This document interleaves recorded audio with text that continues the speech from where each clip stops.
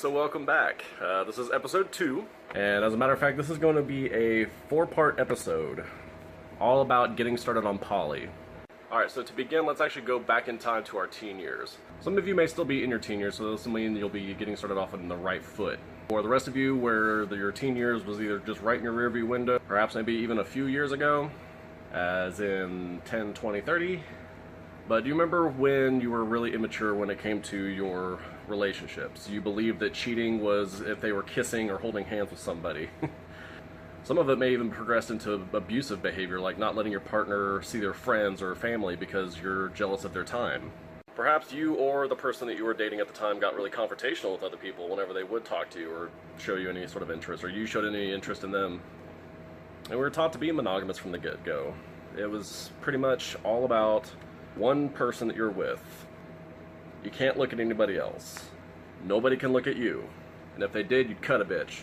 And if you did, you'd get your ass cut. We're so afraid of people being disloyal to you. If they were talking to somebody else, if they were looking at somebody else, if you even thought that they were even thinking about somebody else. The whole point of this is that within poly, all that has to get revamped.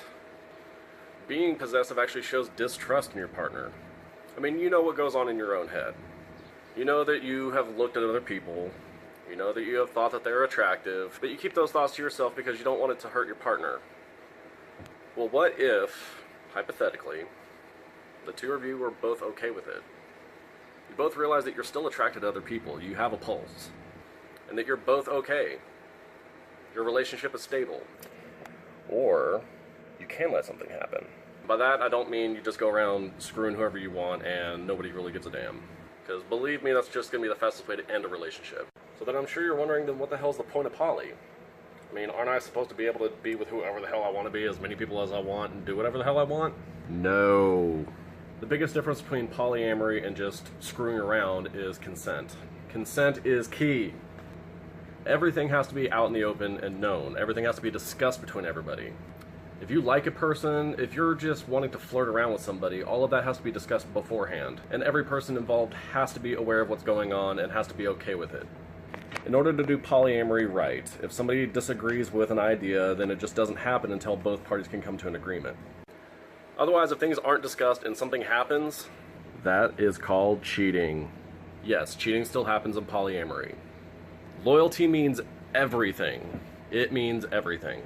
Because trust has to go both ways. Both of you have to be honest with how you feel, how you think, and what you want. I mean, I'm sure a lot of you have heard that phrase that cleanliness is next to godliness. In polyamory, trustworthiness is godliness. And trustworthiness doesn't just go for you and the person that you're dating, it also goes for the person that they're dating. Because you're having to trust that person with that other person. And they're also having to trust you with the other people that you're dating as well. And by that, I mean that you're trusting that nobody's going to get in between you two. Nobody's going to get in the way of anybody. You're all going to be free to date each other, no matter how many are involved. At least that's what would happen if everybody did trust each other. That sort of a thing just doesn't happen overnight either. Trust does take time. You have to go through a lot of ups and downs. You have to realize that things are going to be okay no matter what. You have to trust each other, that you do have each other's backs no matter what. And that means everybody. You have to let your partner go out on a date and know beyond a shadow of a doubt that that person that they're with has your back as well. Okay, so location change. And don't worry, I'm not driving. Why am I on there with no makeup on? So, where were we? I'm not recording this live. Like, this isn't like going straight to Facebook. That's gonna make it. But that part is probably gonna go to Facebook. Yeah, that part's probably gonna go. I might kill you. Where were we? Oh yeah. So letting your partner date. It is extremely stressful on everyone involved if you keep getting guilt tripped every single time you return home from a date. Doubly more so if you guys actually have a great time together because your partner doesn't trust that you're going to come back home and everything's gonna be all hunky-dory. Son of a bitch, it recorded sideways. Those are the things you gotta work on in order for poly, God damn it. Here, put it over here. I got this. Okay, I was just kidding. But anyways, if you can't get your mindset wrapped around all of that, then you're probably not right for poly. What she said. Yeah, you have to keep your jealousy in check. Can't be guilt tripping every time somebody goes on a... You gotta delete my part of that. You can't be guilt tripping your partners every time they come back from a date, especially if it was a good date. Let them enjoy that damn moment. Be happy for them.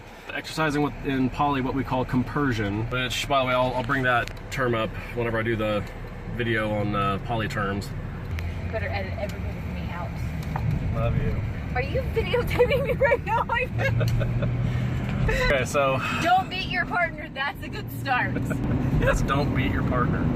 Alright, so... Unless they like it. Alright, we're gonna... Oh yeah, I'm gonna wrap this up. See you guys next time, and thank you guys for watching.